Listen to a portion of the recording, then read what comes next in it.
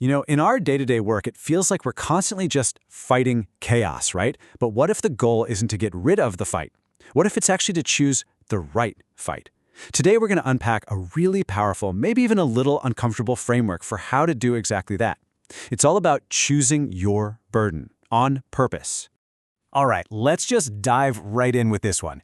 You are going to be ruled by the lunatics or rule the lunatics. Either way, it is pain. Choose your path and deal with it. Whoa. I mean, it's blunt, it's kind of jarring, right? But it lays out this raw choice that is way more insightful than it sounds at first. Because the core idea here is that this is the fundamental choice that every single one of us faces, whether we realize it or not. Now, I know what you might be thinking. That sounds super cynical. But hang on, what if it's not cynicism? What if it's just realism? This whole framework is built on a kind of brutal honesty. It's about getting rid of all those fluffy, romantic ideas we have about work and leadership, and instead just seeing the world for what it is, a place that's naturally full of change and disorder. It's funny. The ancient Stoics had a word for that. They just called it nature. And that right there brings us to the core idea we're talking about today, the Asylum paradox. The whole premise is this: the world's default setting isn't order and logic. Nope, it's chaos. It's just this constant swirl of irrationality, emotion, and people just thinking about the next 5 minutes. Order is the exception. It's something we have to fight to create and then fight even harder to defend. Okay, so if chaos is the baseline, right? That means friction is just part of the deal. It's unavoidable. And this is where this whole idea really clicks and changes your perspective. See, the goal isn't to find some magical pain-free path. That doesn't exist. The only choice you actually have is deciding what kind of friction you're willing to put up with. So let's explore that first option. Let's talk about the pain that comes from deciding, whether you do it on purpose or just kind of let it happen, to be ruled by all that chaos. This is the pain you get when you give up responsibility. And the metaphor for this path is honestly perfect. It's like you're the passenger in a car, and the person driving has their eyes closed. Think about that. You've handed over the keys, you've given up the wheel, and now you're just stuck on a ride that is completely out of your control. You are literally at the mercy of somebody else's bad decisions. And believe me, this choice comes with its own unique flavor of pain. It is the absolute agony of watching terrible, incompetent decisions being made that directly affect you, and you have zero power to stop them. It's that total loss of autonomy. And you know what happens over time? It just builds this quiet, seething resentment as you're just drifting along in a mess that someone else created. But, okay, what about the other path? What happens when you decide to grab the wheel yourself? Well, this is the pain that comes with taking on the burden of responsibility. And the metaphor here is just as powerful. When you choose to lead, you basically become a dam holding back a flood of chaos. And let's be really clear about something. This isn't a choice you make for glory or for a fancy title. Oh no.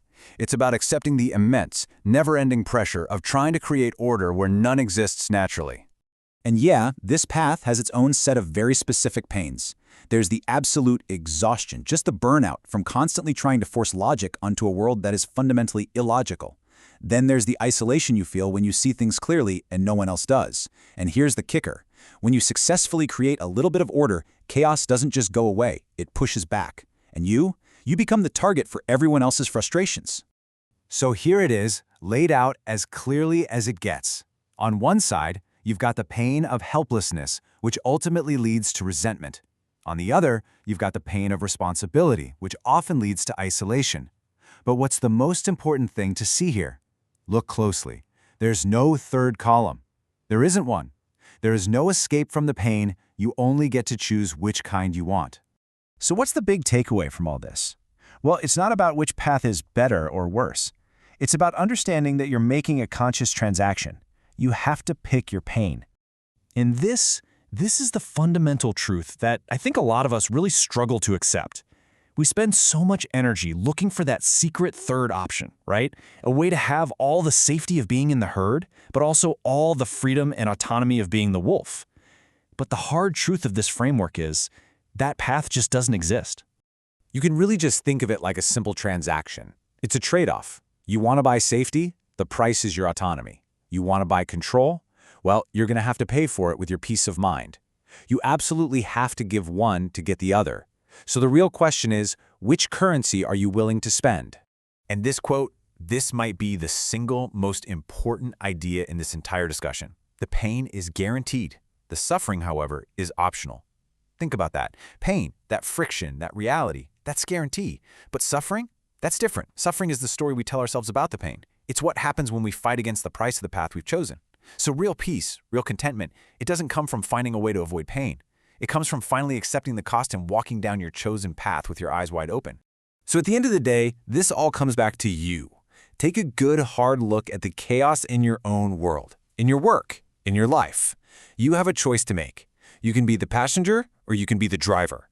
Neither one is a free ride, so the only real question left is, which pain are you going to choose?